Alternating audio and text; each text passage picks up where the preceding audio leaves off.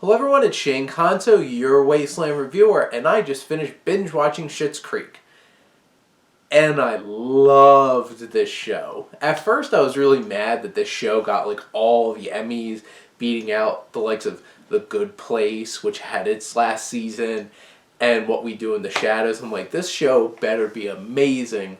And it hit those lofty expectations that I had because Schitt's Creek consistently, through all of these seasons, was absolutely hilarious, and just from the fish out of water kind of setup, the Roses are very wealthy and very spoiled kind of people, and you have Eugene Levy, who's the most down to earth of the Roses. Obviously, he's had money, he expects certain things, but he's not unreasonable and just over the top about it.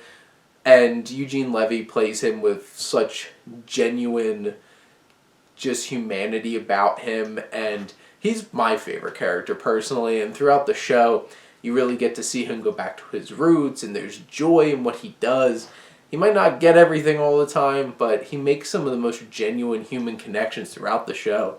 One of my favorite aspects of the show is this father-daughter relationship that he develops with Stevie, who's the young woman who's just too cool for the small town, who runs the motel that they stay at. And I just absolutely love Stevie too. Honestly, they're my two favorite characters in this show. And Emily Hampshire is just so deadpan and dry and just has such a great personality for this character Stevie, and just kills it all the time. And her relationship with David, who's Daniel Levy, and he's consistently the funniest person on this show. The amount of energy he brings with his writing and his performance and even his directing. And he really knows comedy and also emotional moments, and him and his growth and developing a passionate relationship throughout the show for the last couple of seasons is one of the most meaningful and deepest parts of the show. And then you have Alexis, played by Annie Murphy, who takes a little bit longer to get past the fact that she's just this spoiled brat. And David's very extra about everything, but you can tell that he has balanced head on his shoulders.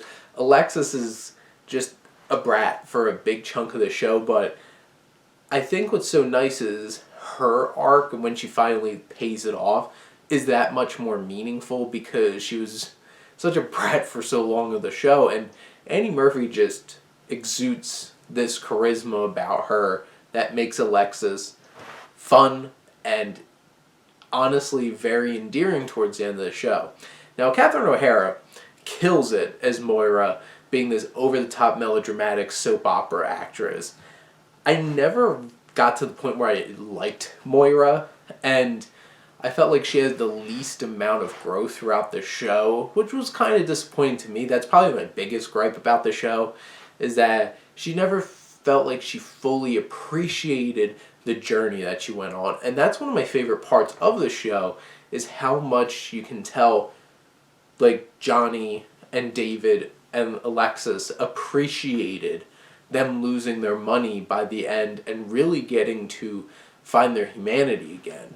And that's the best part of the show, and so poignant and meaningful is their journey. And then you have all these great supporting characters, Chris Elliott as Roland Schitt is such an ass, but he's so funny. I don't like Roland at all, but I don't really think you're supposed to, but he has his moments too, and that's what I love about the show, is everybody gets a time to shine and really show themselves. And Sarah Levy, also Eugene Levy's daughter, plays Twyla, the girl who's the waitress at the cafe. Especially at the very last season, she gets some really special moments. And in general, it doesn't feel like it's just doing the same thing over and over again. The first season, they're trying to sell the town and get the hell out of here. And I'm glad it didn't turn into every season they have a new scheme to sell the town. They had different priorities, and they each get their different kinds of changes and perspectives.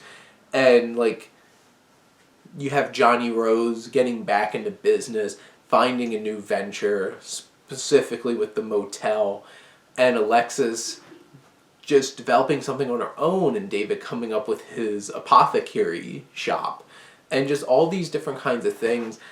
And they had up and down relationships throughout. They have great relationships they build with each of the characters. And this show's great.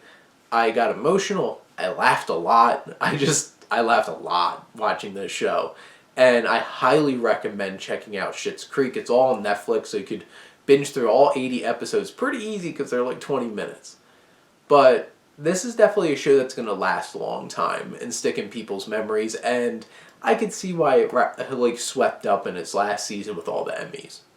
But those are my thoughts on Schitt's Creek. Let me know what you think, and let's talk some TV. But thank you as always for tuning in and supporting your Wasteland reviewer.